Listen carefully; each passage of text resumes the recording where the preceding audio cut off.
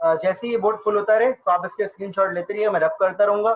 और ऑल दो आपको रिकॉर्डिंग तो मौजूद होगी, मैं दे दूंगा आपको, लेकिन फिर भी हाँ मैं रिकॉर्ड कर रहा हूँ, लेकिन फिर भी अगर आपको फौरन कोई चीज़ चाहिए तो अपने पास आप स्क्रीनशॉट लेते रहें इसके, ठीक है। सिग्मा क्या है हमारे पास, जिस पे लैंग्वेज बनी हुई है, तो फर्ज करें वो हमारे पास ए अभी हो सकते हैं, या हमारे पास वो हो सकता है लाइक वो 0 और 1 हो सकता है। अगर इंग्लिश लैंग्वेज की बात की जाए तो वो ए से लेके जेड तक हो सकता है, कैपिटल ए से लेके जेड तक हो सकता है। हर वो चीज जिस पर आपकी लैंग्वेज बनी हुई है वो क्या कहलाता है, सिग्मा कहलाता है। Are you getting my point? हर वो चीज जिस पर आपकी लैंग्वेज बनी हुई है वो आपका क्या कहलाता है, सिग्मा कहलाता है। तो आपको क्वेश्चन के शुरू में ये गिवन होता है। जब तक आपको ये नहीं पता होगा कि आपकी लैंग्वेज किस पे बनी हुई है, जब तक आपको ये नहीं पता होगा कि आपकी लैंग्वेज किस पे बनी हुई है, आप क्वेश्चन स्टार्ट ही नहीं कर सकते। ठीक है, तो सिग्मा इज वेरी इंपॉर्टेंट। सही क्लियर हो गई ये बात? सिग्मा बहुत जरूरी है आपके लिए। अच्छा जी, फिर नेक्स्ट पे अगर हम आए तो नेक्स्ट चीज क्या है हमारे पास सिग्मा के बाद? सिग्मा के बाद जो हमारे पास चीज होती है वो होती है लैंग्वेज। लैंग्वेज जो है वो डिस्क्रिप्टिव फॉर्म में भी हो सकती है, और लैंग्वेज जो है आपकी वो मैथमेटिकल फॉर्म में भी हो सकती है। तो अभी हम डिस्क्रिप्टिव फॉर्म में देखेंगे। जब मैथमेटिकल फॉर्म आएगी, रेगुलर एक्सप्रेशन, मैंने आपको लास्ट क्लास में बताया था कि रेगुलर एक्सप्रेशन भी हमारा टॉपिक है, तो जब वो आएगी तो मैथमेटिकल फॉर्म है। तो बस आपको बस ये कॉन्सेप्ट होना चाहिए कि आपका सिग्मा क्या है और द गिवन क्वेश्चन, और उसकी लैंग्वेज क्या है। अगर ये दो चीजें आपको क्वेश्चन में गिवन है तो आप इसके लिए ऑटोमेटेड डिजाइन कर सकते हैं। Is it clear? अब फर्स्ट करें, मैं आपको पहला क्वेश्चन समझा रहा हूँ। इस पहले क्वेश्चन को मैं डायरेक्ट बनाऊंगा, आपको मैं भी सिखाऊंगा नहीं आपको कि कैसे बना वो, लेकिन जब वो पहला क्वेश्चन आपकी समझ में आ जाएगा, पहले हमारा टारगेट ये है बेटा कि हम सबसे पहले ये फोकस करेंगे कि डीएफए दिखता कैसे है। ठीक है, सबसे पहले हम ये फोकस करेंगे कि डीएफए दिखता कैसे है। डीएफए बनाना बाद में सीखेंगे, पहले बना हुआ देखेंगे और उसमें चीजें समझेंगे। तो देखिए मैं एक डीएफए बना रहा हूँ, फॉर द टाइम बिंग अभी आपकी चीजें क्लियर होंगी आहिस्ता आहिस्ता। तो ये मैं एक डायग्राम डिजाइन कर रहा हूँ, जब ये बना लूंगा तो मैं आपको एक्सप्लेन करूंगा। जब तक आपकी समझ में नहीं आएगा हम आगे नहीं बढ़ेंगे, लेकिन पहले मुझे इसको डिजाइन करने दें।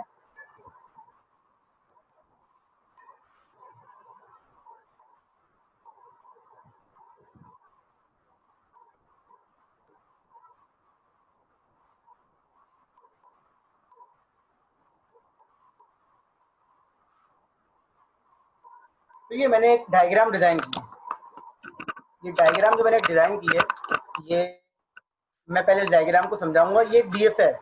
अब इसमें ऐसी क्या प्रॉपर्टी है कि मैं इसको डीएफए कह रहा हूँ, और ये कैसे वर्क करेगा, ये क्या चीज रिप्रेजेंट कर रहा है, इसमें क्या क्या चीजें हैं, कहीं सर्किल बना हुआ है, कहीं डबल सर्किल बना हुआ है, कहीं एरो बना हुआ है, कहीं अल्फाबेट लिखे हुए हैं, कहीं कोई वेरिएबल लिखे हुए हैं। ठीक है, ये क्या चीज है ये हम एक्सप्लेन करेंगे आपको।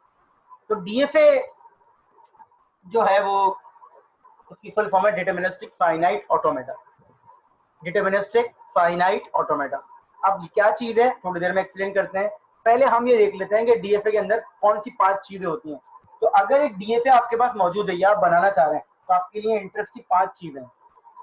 5 चीजें आपके इंटरेस्ट की क्या क्या है? क्यू नॉट, क्यू के साथ जीरो बनाया छोटा सा, Q not, capital Q, sigma,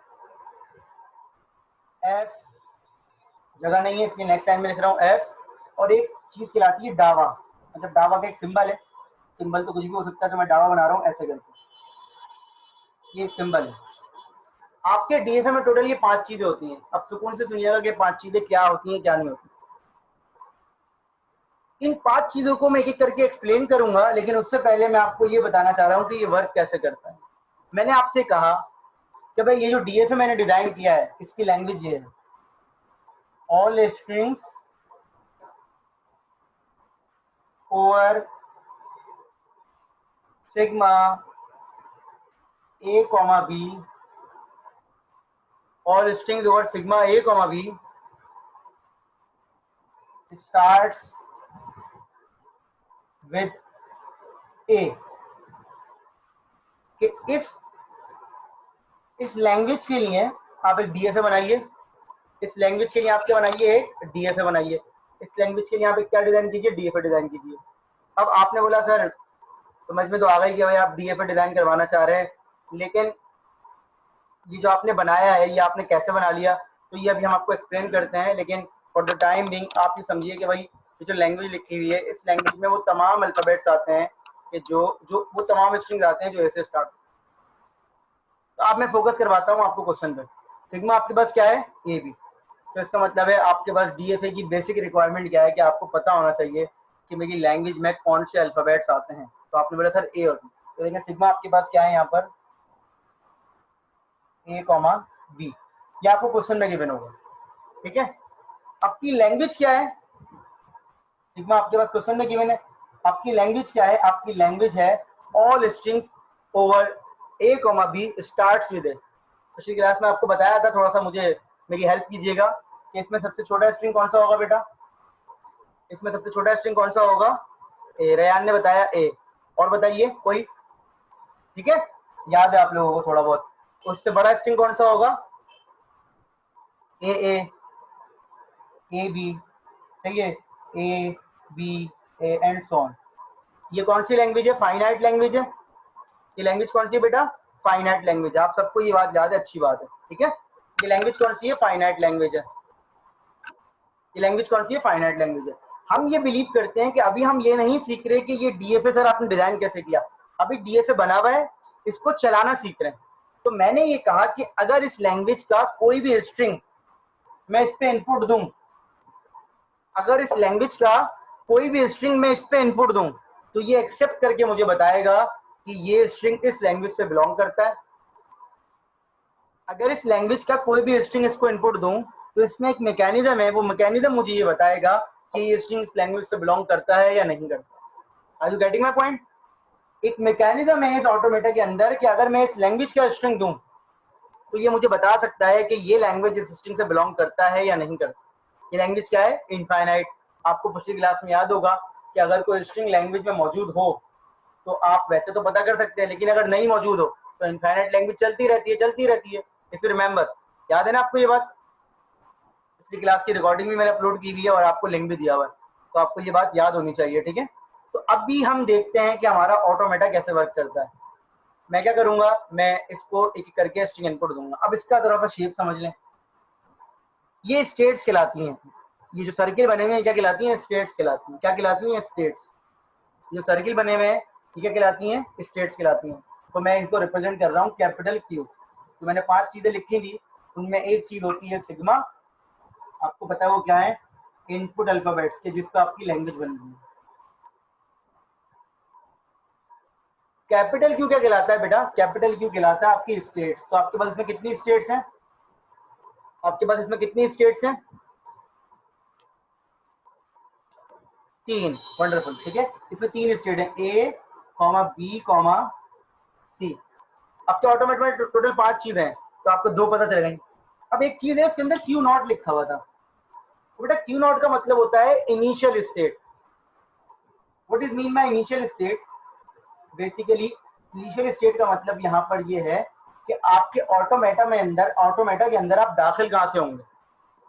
कहीं से भी क्वेश्चन स्टार्ट नहीं करते। तो इनिशियल स्टेट को रिप्रेजेंट करने का तरीका डायग्राम में क्या है? एक एरो जो कि फ्रॉम नोवेयर, मतलब एक एरो आ रहा होगा किसी स्टेट के अंदर फ्रॉम नोवेयर। इस तरह की जो स्टेट होगी वो क्या कहलाएगी? Initial state. इस तरह की जो स्टेट होगी वो क्या कहलाएगी? Initial state. और वो एक ही होती है, हर ऑटोमेटा के अंदर एक होती है। ये जरूरी नहीं है कि वो कैपिटल है हो, लेकिन अगर एक ऑटोमेटा में एक इनिशियल स्टेट है तो दूसरी स्टेट मौजूद नहीं हो सकती। तो इसमें जो इनिशियल स्टेट है वो क्या है हमारे पास? ए। मैंने इधर करली ब्रैकेट क्यों नहीं लगाए? मैंने करली ब्रैकेट इसलिए नहीं लगाए क्योंकि ये सेट नहीं है, ये एक ही होती है। अगर मैं करली ब्रैकेट लगा देता तो इसका मतलब बोलते सर ये तो सेट हो सकता है, तो सेट एक से ज्यादा भी हो सकते हैं, इसलिए मैंने इसको सिर्फ सिंगल नाम लिखा है। Is it clear?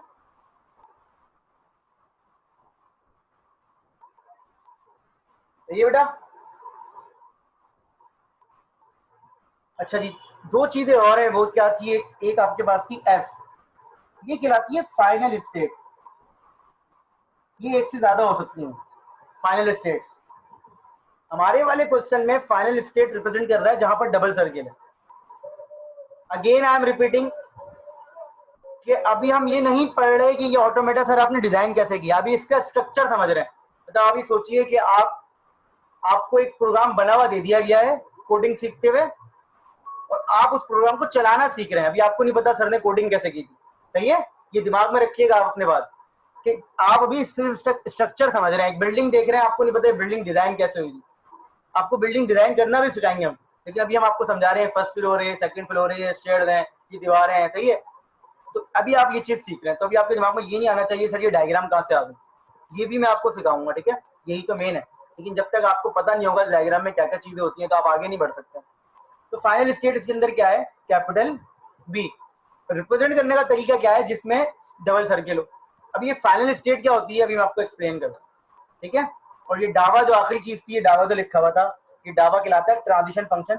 ये भी मैं आपको थोड़ी देर में एक्सप्लेन करता हूँ, ठीक है। तो ये चार चीजें और हो गई। ये ट्रांजिशन फंक्शन क्या होता है मैं अभी आपको एक्सप्लेन कर रहा हूँ। अब मैं ये मिटा रहा हूँ, ये वाली चीज दिखती, ठीक है। अब आ जाते हैं वापस। हमें पता है किस लैंग्वेज के लिए डिजाइन हुआ है, ऑल स्ट्रिंग स्टार्ट विद ए। तो देखिए मैं एक स्ट्रिंग ले रहा हूँ ए बी ए। मैंने कहा भाई तुमने ऑटोमेटा बनाया है, जरा चेक करके बताओ कि ये स्ट्रिंग आपकी गिवन लैंग्वेज पे सक्सेसफुल है या नहीं। या तो एक्सेप्ट होगा या रिजेक्ट होगा। दो वर्ड यूज करते हैं हम यहाँ पर, या तो एक्सेप्ट या तो रिजेक्ट, ठीक है। या तो एक्सेप्ट या तो रिजेक्ट, या तो ये स्ट्रिंग उस लैंग्वेज पे एक्सेप्ट होगा या रिजेक्ट होगा, इसके अलावा कोई तीसरा आंसर मौजूद नहीं है, सही है। अब आ जाते हैं वापस। तो आपकी इनिशियल स्टेट क्या है इस ऑटोमेटा के अंदर, आपकी इनिशियल स्टेट क्या है इस ऑटोमेटा के अंदर, ए। गुड। तो मैंने लिखा यहाँ पर ए, लिखने की जरूरत नहीं है, आप डायग्राम से भी समझ सकते हैं, लेकिन आपको मैं लिख के दिखा रहा हूँ। अब आपका पहला कैरेक्टर कौन सा है, स्मॉल ए। आप अपने ऑटोमेटा में एक एक कैरेक्टर करके इनपुट देंगे। तो आपने बोला सर ए पे खड़ा हूँ, स्मॉल ए आया, ठीक है। तो देखिए ए पे खड़ा हूँ, अच्छा मैंने यहाँ बी लिखा नहीं था, मिटा दिया था। ए पे खड़ा हूँ, स्मॉल ए आया या स्मॉल बी आया, तो मेरे पास क्या आया शुरू में, स्मॉल ए। शुरू में मेरे पास क्या आया, स्मॉल ए। तो ये कह रहा है कि अगर ए पे खड़े हुए हो आप और आपके पास स्मॉल ए आता है तो आप अपनी स्टेट चेंज करके कहाँ चले जाना, कैपिटल बी में। इसका मतलब क्या है, ट्रांजिशन है। आप इस स्टेट पे खड़े हो, आपके पास स्मॉल ए आया तो आप कहाँ चलेगा, कैपिटल बी पर। अगर आपके पास स्मॉल बी आया तो आप कहाँ चलेगा, कैपिटल सी पर। ये ट्रांजिशन है। इसका मतलब होता है ट्रांजिशन करना, कि अगर आप एक जगह पे खड़े हो, आपके पास कोई चीज आती है तो आपने कोई अपनी स्टेट चेंज करनी है या उसी स्टेट पे रहना है। तो मैं ए पे खड़ा हुआ था, स्मॉल ए पे मैं कहाँ चला गया, बी पर। Is it clear to all of you. Small A क्यों, क्योंकि शुरू में क्या लिखा हुआ है, स्मॉल है। ये बात समझ में आ रही है।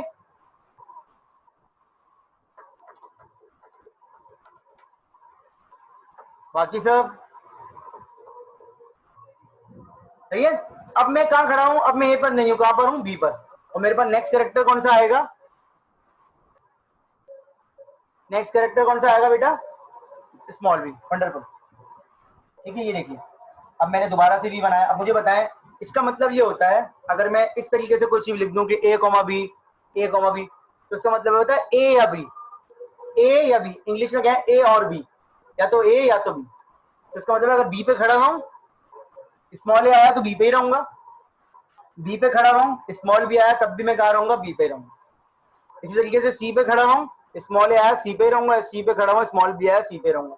ये क्यों बनाया, ये क्वेश्चन की रिक्वायरमेंट थी।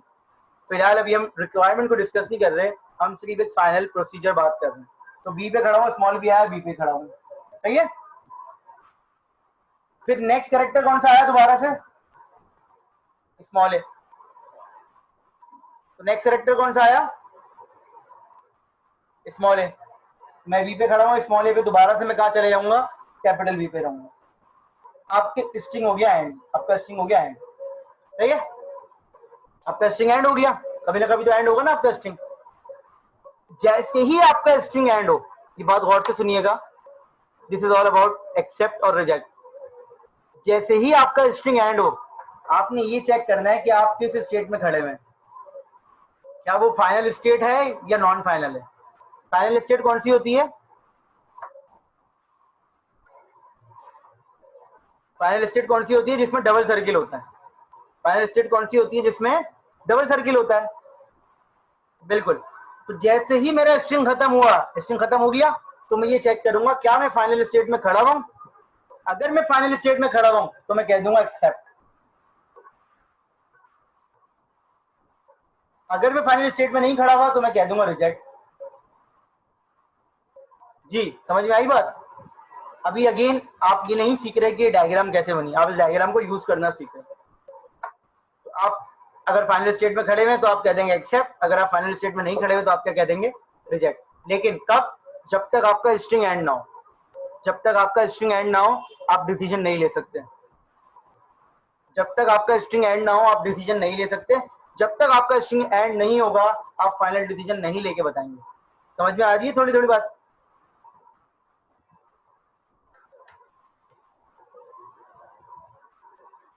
जी समझ में आ रही है बात?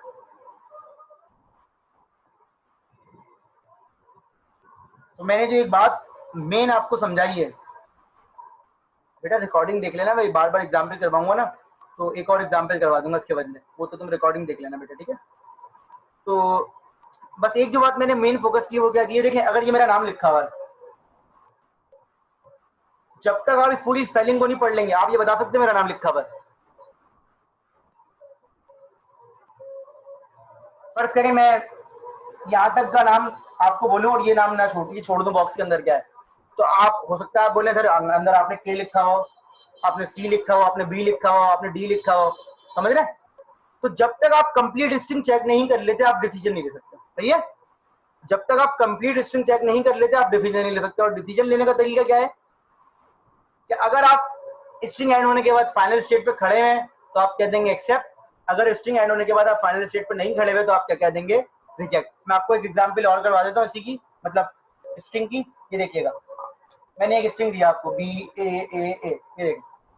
अब हम सबको पता है कि भाई ये सिंपल सी बात है, बी से शुरू हो रहा है, लेकिन हम इसको इनपुट देते हैं ए पे, ए पे इनपुट दिया, बी पे ट्रांजिशन कहाँ जा रही है, सी पर, सही है?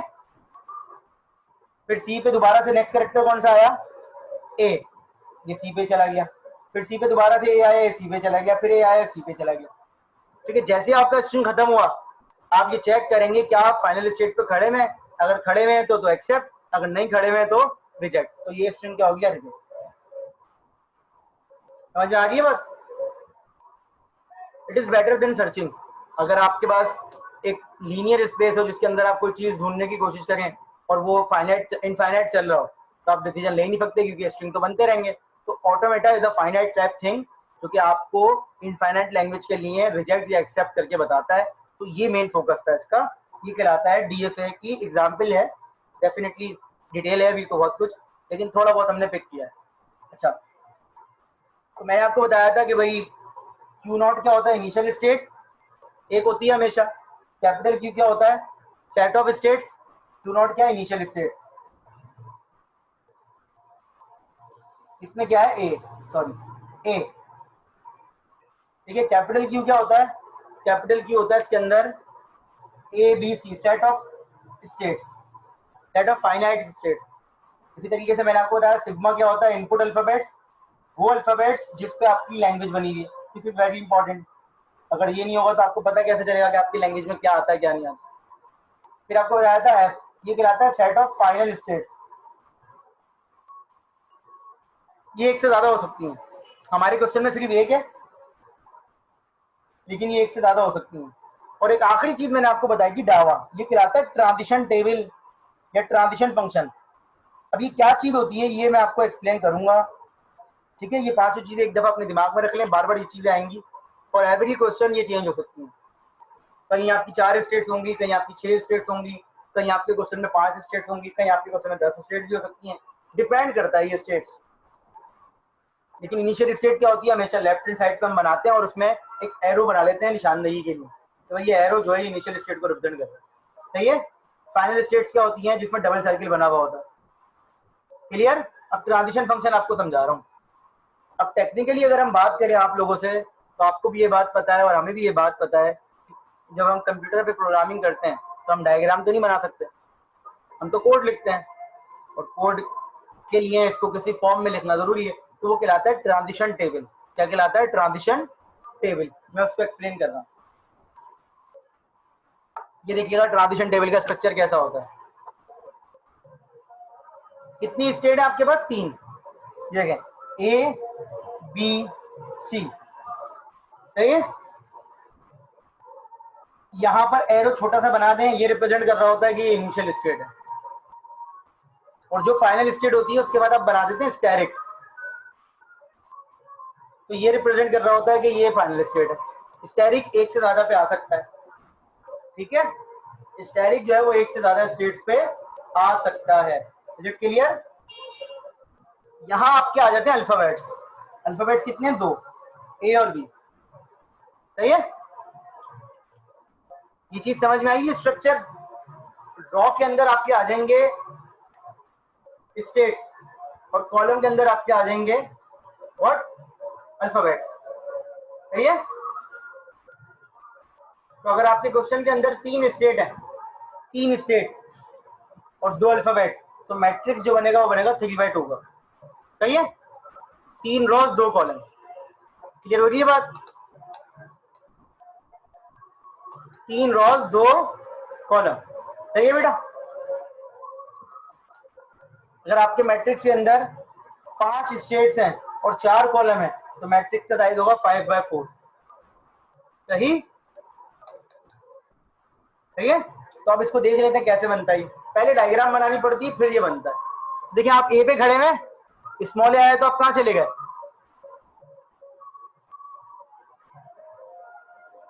ए पे खड़े में स्मॉल ए आया तो आप कहां चले गए? कैपिटल बी, यहां लिख दे कैपिटल बी, ठीक है। ट्रांजिशन टेबल पढ़ने का तरीका क्या है? ए पे खड़े में स्मॉल ए आया तो कहां चले जाओ? बी पे चले जाओ। समझ में आ गई ये बात? Transition table is a very simple thing, एक दफा समझा दूंगा मैं आपको, तो हर क्वेश्चन का ट्रांजिशन टेबल आप खुद बना लीजिएगा, मैं आपको डायग्राम पे फोकस करवाया करूंगा, ठीक है। अब बताएं, ए पे खड़ा हूं, यहां पर क्या आएगा?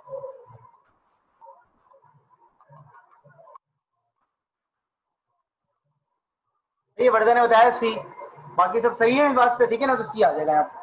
अच्छा कैपिटल स्मॉल का ख्याल रखेंगे, ठीक है बेटा। वो तो चलिए आप टाइप कर करके बता रहे हैं, लेकिन जाहिर सी बात है कैपिटल और स्मॉल लेटर का ख्याल रखेंगे।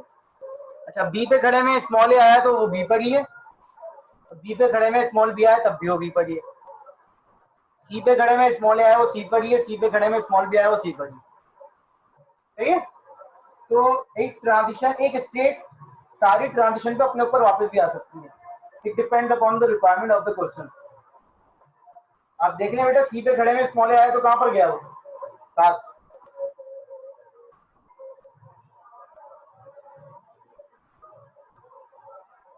जी सात।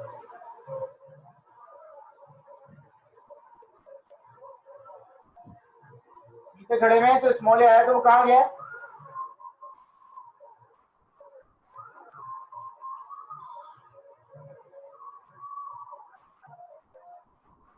बेटा सी पे खड़े में स्मॉल ए आया तो सी पे खड़ा रहेगा वो, और सी पे खड़े में स्मॉल बी आया तब भी वो सी पर ही है। मैं अगेन रिपीट कर रहा हूँ बेटा, इसकी लॉजिक नहीं समझाई अभी आपको मैंने, अभी मैंने आपको स्ट्रक्चर समझाया सिर्फ कि इसमें ये चीज होती है, ये चीज होती है, उसको बनाना सीखना है। ये कुछ भी नहीं है जो मैंने आपको समझाया है, ये सिर्फ बेसिक्स है। जब तक आप ये समझ में नहीं आएगा तो बनाना कैसे सीखेंगे? आपको पता ही नहीं होगा कि डबल सर्किल क्या होता है, आपको पता ही नहीं होगा इनिशियल स्टेट क्या होती है, तो आप क्वेश्चन शुरू कैसे करेंगे? ठीक है, बाकी सबको समझ में आ गई ये बात? जी जी बिल्कुल, मैंने लिखा है ना बेटा, ये देखो कैपिटल सी।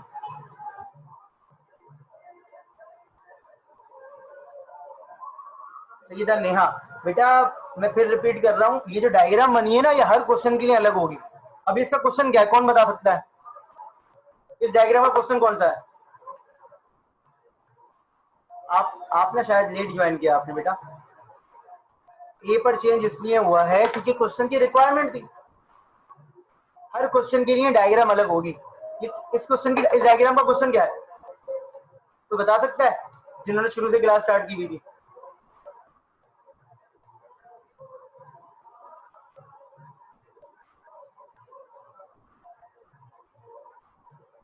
नहीं नहीं, स्ट्रिंग ओवर एक भी तो सारे क्वेश्चन में हो सकता है। स्टार्ट विद ए, क्वेश्चन का क्वेश्चन क्या है इसका? Start with A, all strings include होने चाहिए जो कि स्टार्ट विद ए होते हो। याद है ना, ये बात शुरू में लिखवाई थी। तो इस क्वेश्चन की डायग्राम बेटा ये है। अभी मैं कोई और डायग्राम बनाऊंगा नेहा, तो उसका क्वेश्चन अलग होगा। तो हमारे पास जो लॉजिक है वो सवाल क्या होगा? हमारे पास सवाल हुआ लैंग्वेज, और हमें उसकी डायग्राम बनानी है। फर्स्ट के लिए मैं आपको एक सवाल दे दूं कि भाई आपने बनाए, स्टार्ट भी ऐसे होता है और एंड भी ऐसे होता है आपका स्टूडेंट, उसके लिए डायग्राम बनाए, समझ रहे? तो अब ये डायग्राम क्या हो जाएगी? चेंज हो जाएगी। जब ये डायग्राम चेंज होगी तो ट्रांजिशन टेबल भी क्या हो जाएगा? चेंज हो जाएगा। समझ में आ गई ये बात? मैं आपको एक सवाल दे दूं, मैं बोलूं भाई हर वो स्ट्रिंग एक्सेप्ट करो जिसमें 2 ए आते हो, स्मॉल ए एक साथ आते हो या अलग अलग, तो आपकी डायग्राम अलग बनेगी। तो हर क्वेश्चन के लिए डायग्राम अलग है। अभी मैं आपको इस डायग्राम को बनाते हुए लॉजिक नहीं समझा रहा।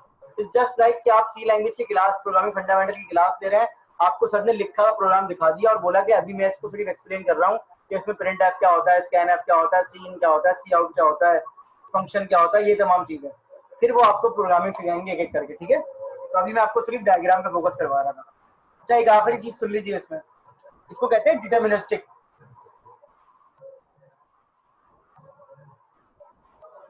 Finite automata definitely. तो डिटर्मिनिस्टिक का मतलब क्या होता है आपके ख्याल में?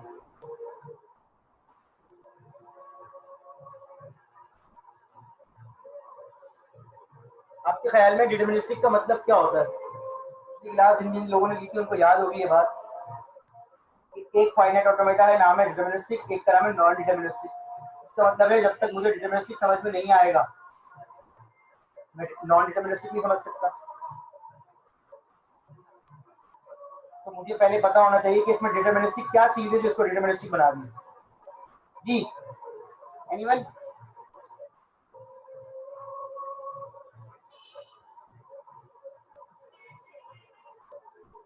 जल्दी से बताइए बेटा, कोई भी जवाब आपके दिमाग में हो। विदाउट आउटपुट तो देखें वो सभी है। डिटर्मिनिस्टिक और नॉन डिटर्मिनिस्टिक में क्या फर्क हो सकता है आपके ख्याल में?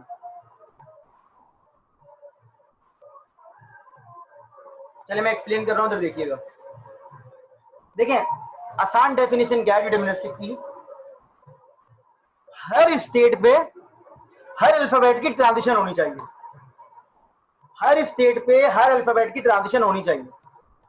मतलब क्या है, अगर मैं कैपिटल ए पे खड़ा हूं, मेरे पास कितने अल्फाबेट है टोटल? 2। तो इन दोनों की ट्रांजिशन होनी चाहिए। ऐसा नहीं है कि मैं कहूं भाई ए पे तो इनपुट लेता हूं, मैं बी को इनपुट ही नहीं लेता, ए पे खड़ा हूं और स्मॉल बी को मैं इनपुट ही नहीं लूं। दोबारा समझिएगा, हर स्टेट पे हर अल्फाबेट की ट्रांजिशन होनी चाहिए। हर स्टेट पे हर अल्फाबेट की ट्रांजिशन होनी चाहिए और लाजमी होनी चाहिए। मतलब क्या है कि देखिए मैं कैपिटल ए पे खड़ा हूं, आपको वहां स्मॉल ए स्मॉल बी दिख रहा है? ट्रांजिशन मीन ये ट्रांजिशन है बेटा, ये ट्रांजिशन हो रही है, ये ट्रांजिशन है, एरो बना हुआ है ना, ये ट्रांजिशन है। दोबारा सुनिए, मैं कैपिटल ए पे खड़ा हूं, इस वक्त मेरे क्वेश्चन में कितने अल्फाबेट्स हैं? 2। कौन कौन से अल्फाबेट है? ए बी, वंडरफुल, ठीक है। तो क्या कैपिटल ए पे स्मॉल बी और स्मॉल ए दोनों की ट्रांजिशन मौजूद है? सही है। अब मुझे बताइए कैपिटल बी पे स्मॉल ए स्मॉल बी दोनों की ट्रांजिशन मौजूद है?